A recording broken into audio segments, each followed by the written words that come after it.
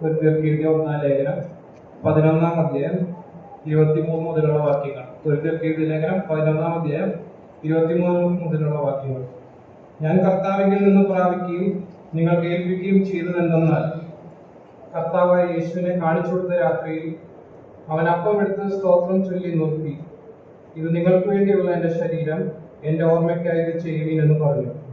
അവണ്ണം തന്നെ അത്താഴം കഴിഞ്ഞ ശേഷം അവൻ പാനപാത്രവും എടുത്തു, ഈ പാനപാത്രം എന്റെ രക്തത്തിൽ പുതിയ നിയമമാകുന്നു, ഇത് കുടിക്കുമ്പോഴൊക്കെയും എന്റെ ഓർമ്മയ്ക്കായി ചെയ്യുവീൻ എന്ന് പറഞ്ഞു. ഓർമ്മയുടെ ശുശ്രൂഷ, ആ ഒരു ഓർമ്മയുടെ ശുശ്രൂഷയ്ക്കായിട്ടാണ് നാം ഇന്ന് കൂടി വന്നിരിക്കുന്നത്. നമുക്ക് ഏത് സമയവും ഏത് നിമിഷവും എല്ലായ്പ്പോഴും നമ്മുടെ കർത്താവിനെ ഓർക്കുവാൻ ഇന്ന് നമുക്ക് അവസരമുണ്ട്. എന്നാൽ നമ്മൾ ആഴ്ചയുടെ 1-ാം ദിവസം നാം സഭയെ കൂടിയിരുമ്പോൾ ഈ കർത്തൃമേശയോട് കൂടെ, സാധനപാഠങ്ങളോട് കൂടെ, അപ്പവും പാനപാത്രത്തോടും കൂടെ നമുക്ക് നമ്മുടെ കർത്താവിനെ ഓർക്കുവാൻ നാം കൂടി വന്നിരിക്കുകയാണ്. അപ്പൊ അതിനു മുമ്പ് വേറൊരു ഓർമ്മ, സൃഷ്ടാവായ ദൈവം തന്റെ സൃഷ്ടിയായ മനുഷ്യനെ ഓർത്തു. ആ ഒരു കാരണത്താലാണ് നമുക്ക് ഇന്നിവിടെ നിൽക്കുവാൻ സാധിക്കുന്നത്.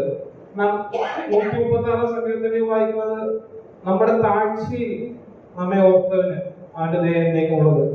8-ാമത്തെ സങ്കീർത്തനത്തിൽ വരുമ്പോ ഒരു വാക്യമുണ്ട്. 8-ാമത്തെ സങ്കീർത്തനം അതിന്റെ 3-4 വാക്യങ്ങൾ.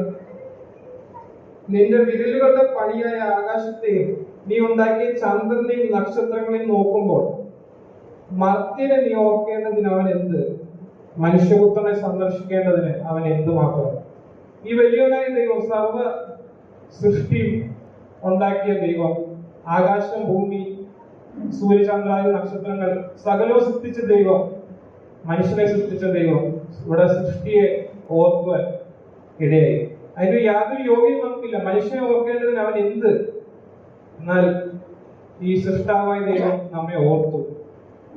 അതുകൊണ്ടാണ് കർത്താവ് നമുക്ക് വേണ്ടി കർത്താവ് നമുക്ക് വേണ്ടി കഷ്ടം സഹിച്ചത്. നാം യെശയ്യാ 54 അധ്യായത്തിൽ നമ്മൾ വായിക്കുന്ന, അവൻ നമുക്ക് വേണ്ടി അടികളേറ്റ് അവൻ വീട്ടാതിരുന്നു. അവൻ അടികൾ കൊണ്ടപ്പോൾ അവൻ വായ തുറന്നില്ല. അത് നമ്മളെ ഓർത്തിട്ടായിരുന്നു.